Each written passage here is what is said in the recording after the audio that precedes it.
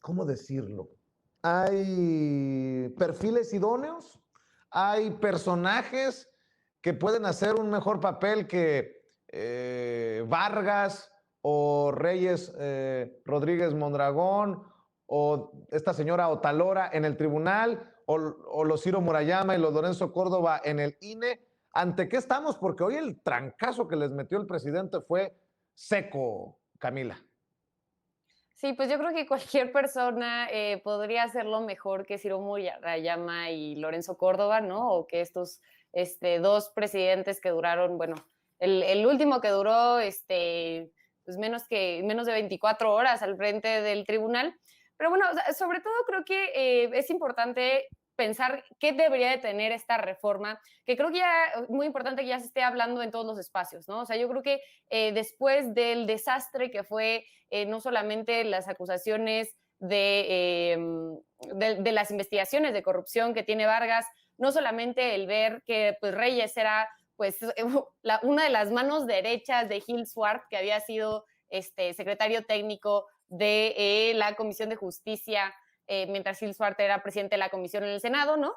Entonces, yo creo que no solamente es eso, ¿no? O sea, que por supuesto debería de haber mecanismos que ayudaran a pues fortalecer, ¿no? Los criterios de anticorrupción, ¿no? De que antinepotismo, porque sí, o sea, justamente como dices, ¿no? Al final muchos de los magistrados, ¿no? Y también del Tribunal Electoral, pero también de los funcionarios del INE, pues responden a intereses, ¿no? Responden a intereses de quién los puso, por ejemplo, en el caso de los magistrados, o de quiénes los está beneficiando económicamente, ¿no? Por supuesto que ha habido un cuestionamiento de la Cuarta Transformación a los privilegios que se han tenido en el tribunal y en el INE, y por eso también hay una resistencia, pero lo que tenemos que garantizar entonces, lo que se tiene que garantizar con la reforma que venga, ¿no?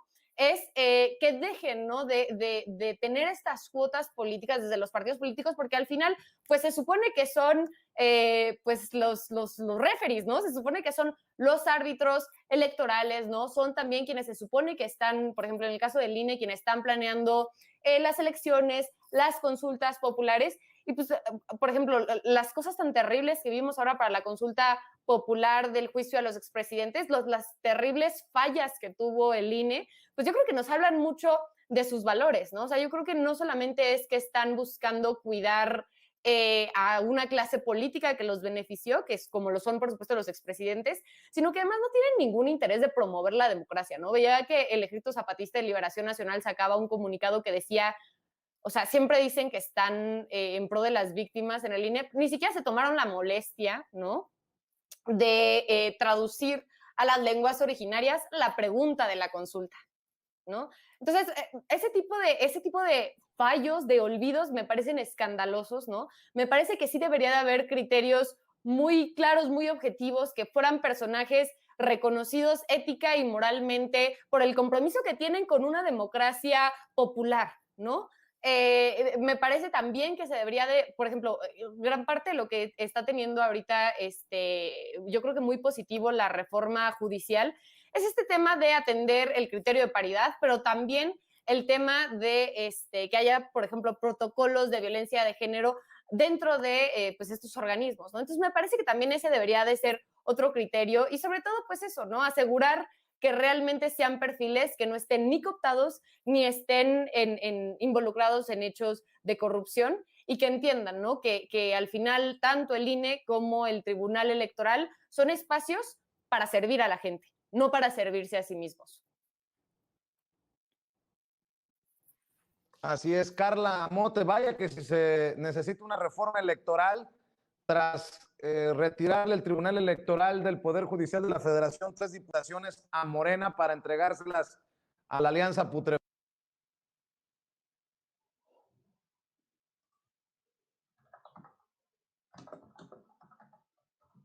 Hola, hola. Probablemente, bueno, ya no escuché la pregunta completa, no sé si falló mi internet. Bueno, ya me dicen que aquí me observo. Bueno, sobre la reforma electoral, creo que no debe sorprendernos que se plantee una reforma, porque ha sido, digamos, algo que después de las elecciones se observan los huecos legales, los problemas, digamos, que tenemos en nuestra arquitectura legal, y ha sido recurrente la realización de reformas político-electorales. Yo creo que lo que sucedió, no solamente con esto que comentas, Vicente, de la ahora retiro de diputaciones federales que ya se habían considerado ganadas por Morena, pues viene a acentuar, digamos, esta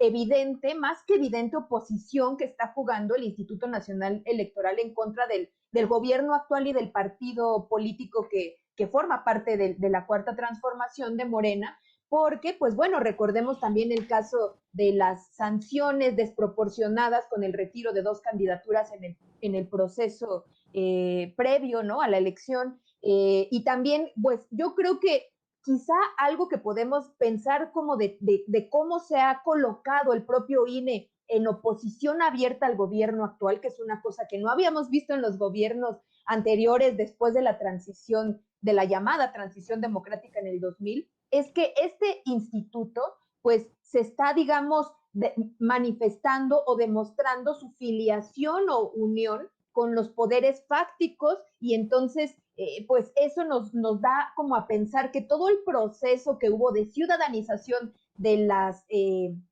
instituciones electorales, que fue un proceso largo y que sí tuvo, digamos, digamos, sus buenas consecuencias para todo en el proceso de fundación, de crecimiento de partidos, que dio la posibilidad también de que hayamos llegado a este punto de una elección tan legítima como la de 2018, pues también muestra sus límites en el sentido pues, de que ya se observa que tienden la balanza hacia un lado cuando en teoría pues deberían ser totalmente neutrales, y bueno, desde esta autonomía ejercer este poder y estas facultades bajo esa línea, ¿no?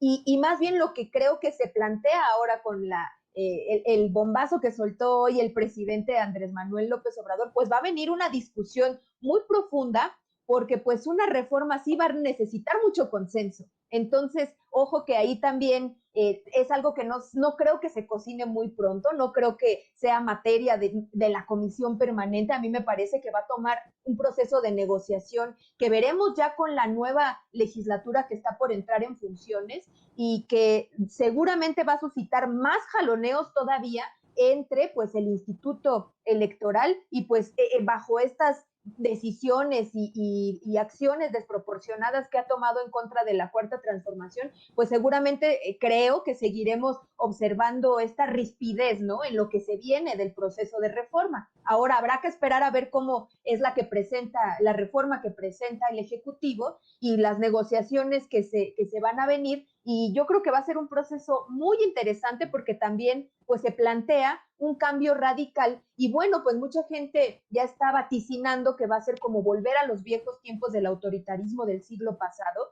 Y bueno, para empezar, pues entre las cosas que se han discutido y de lo que se ha hablado, pues es que a diferencia del siglo pasado, cuando la Secretaría de Gobernación controlaba a los procesos electorales, pues se espera o se piensa o se ha propuesto, todavía, repito, está por verse, que sea parte del Poder Judicial. Entonces, pues digamos, yo creo que toda esta maquinaria electoral mexicana, que es muy compleja y muy costosa, también hay que decirlo, esta es una de las democracias más costosas de todo el mundo, pues tendrá que venir con un nuevo planteamiento que vaya acorde con estos tiempos que corren.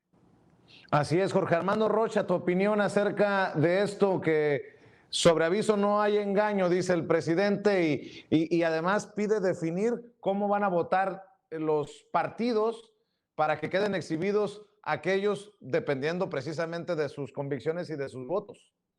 Así es. Y por cierto, estimado Vicente, en el Tribunal Electoral ven la tempestad y no se hincan, siguen quitando candidaturas en la mesa a la 4T, a Morena, con lo de Gabriela Jiménez, claramente en Azcapotzalco. Primero dicen que anulan 4 casillas, ahora que siempre no, que nada más una. Es un desastre, es un desaseo terrible, un asalto calderonista en el Tribunal Electoral, una institución esencial, porque es la que califica, la que valida, la que puede bajar a candidatos, como lo hicieron con Guerrero y Michoacán, y el INE organiza.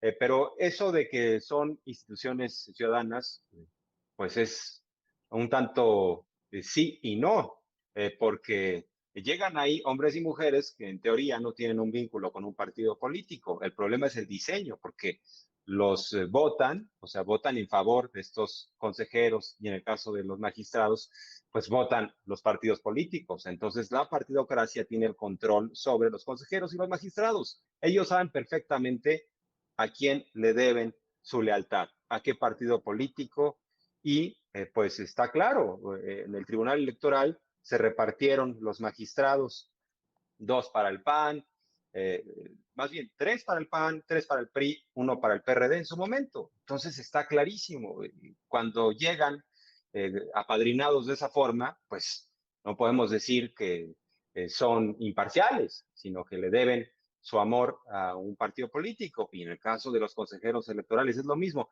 El gran problema, y es parte de lo que comenzaste diciendo a manera de pregunta, Vicente, es si hay hombres y mujeres capaces, nombres, incluso ya nombres que estén a la altura del reto.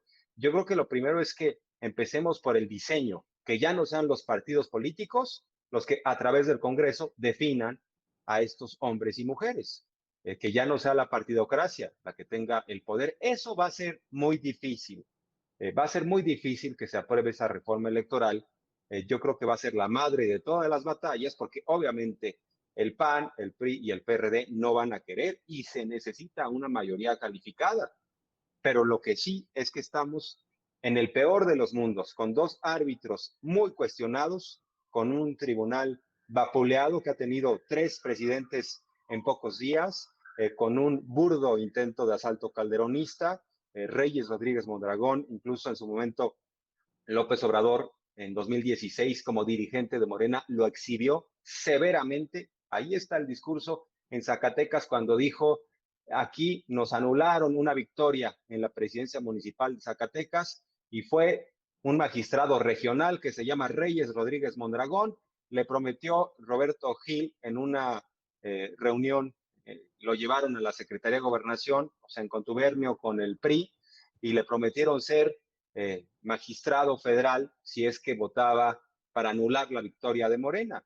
Entonces, bueno, eso nada más lo pongo como ejemplo de a quién obedecen estos hombres y mujeres. Y encima de todo esto, del desprestigio, de la inconformidad, están viendo la tempestad y no se hincan. Vicente, ahora quieren quitar en la mesa triunfos que se manifestaron en las urnas. La democracia es la mayoría reflejada a través de los votos. ¿Y qué están haciendo estos magistrados y la magistrada? Bueno, un auténtico desastre. ¿Y qué decir del INE, que nos ha dado una muestra de cómo boicotear un proceso que debía ser el INE el primer interesado en alentar un proceso ciudadano de participación democrática? Nos ha dado muestras, ahora sí que como instructivo, el INE de cómo boicotear una consulta popular. Y eso alienta más el discurso del presidente de que se vayan todos. Y claro, lo va a poner en la reforma. Que transite esa reforma va a ser la madre de todas las batallas, porque sobre todo en la Cámara de Diputados va a estar muy duro el debate y se van a requerir votos de Movimiento Ciudadano, quizá de algunos priistas. Así que veremos cómo se pone la cosa. Así es. Camila, en la última ronda, ¿por qué no cerramos